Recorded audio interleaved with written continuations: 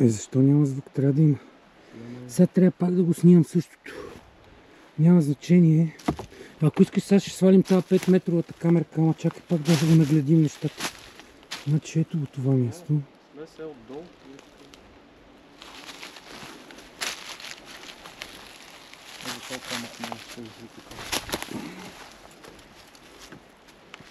Ето за това място говорим. Ето един от вариантите, който 26. Там стига с 6 градуса по-надолу. Дигаш отгоре 26. Пускаш лазерчето в дупката 20 градуса. Ето така с разликата на температурите може да се вижда дали имаш вход към пещера. Гледайте. Ето сега и дупката. 6 градуса, брат, разлика. 6 градуса разлика. Айде пак да снимам сега да им покажем, че предното видео не стана нещо. Нещо ми спира техниката, човече. Така. Ето го едната дълбочина.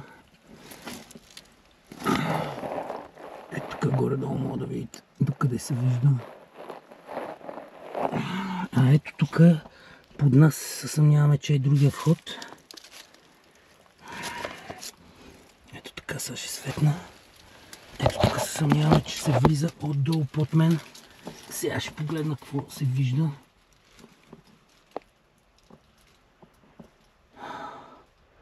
Но се съмняваме, че и под тази цепка също продължава.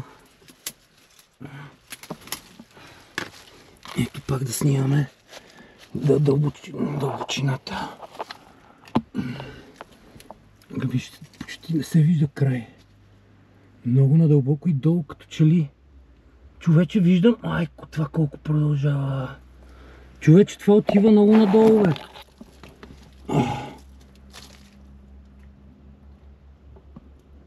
Чак там. Затова е хубаво да проверим тук дали наистина има нещо. Ето това е насам. Ако насам върви пътя, или тук под мене. Добре.